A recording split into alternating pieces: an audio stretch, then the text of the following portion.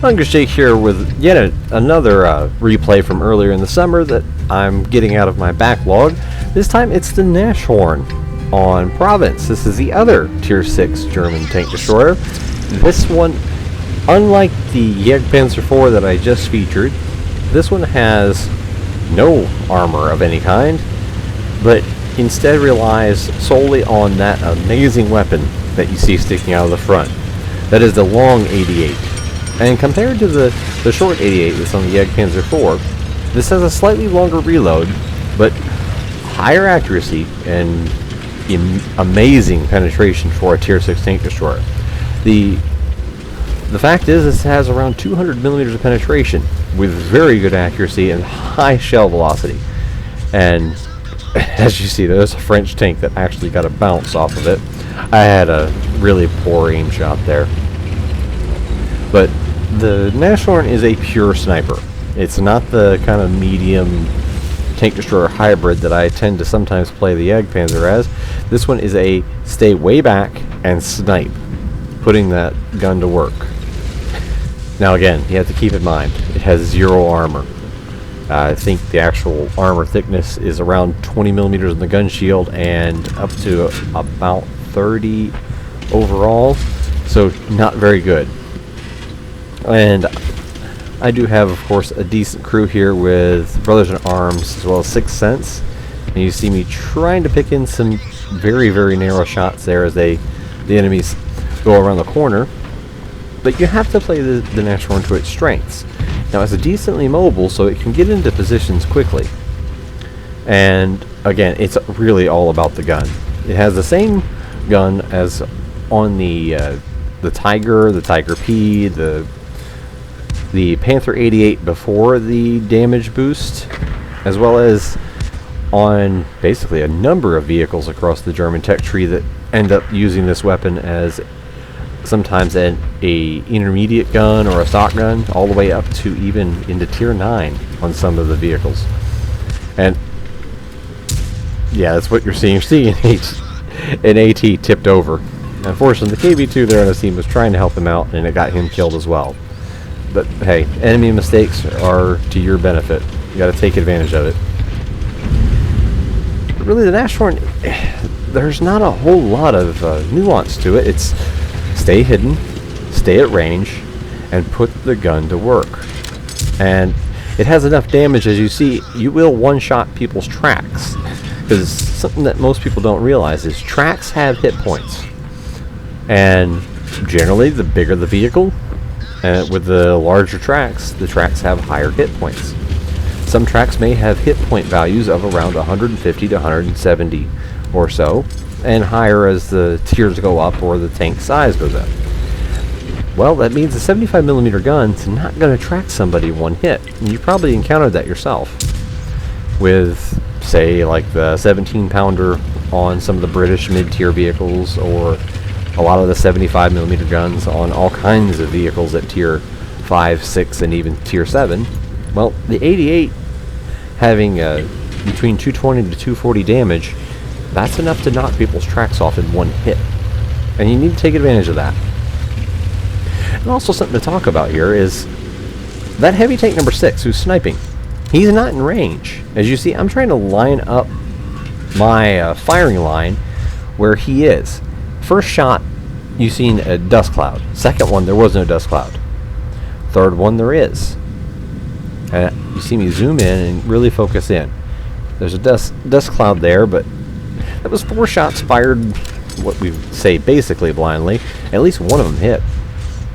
No dust cloud. That's a hit. If you don't see a dust cloud, you have hit something. As you see, that one sailed high and there was a poof of dust.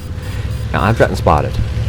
So, reverse around into cover, because you cannot take hits with this, especially with an artillery in play. So the biggest key points of Nashorn: stay at range, snipe, snipe some more, avoid hits, stay hidden, and snipe some more. And Province is really one of the greatest maps for this vehicle to find itself on. And again, blind firing, that was obviously a hit. Dust cloud means you didn't hit. No dust clouds mean you hit. But no dust cloud doesn't necessarily mean that you penetrated. It just means you hit it at least. I could be tracking that heavy tank number 6 and keeping him pinned over there in that little cubby hole. And as you see, this is a bush that I will blind fire almost every time. Now he is spotted by a teammate, and you see that it registered.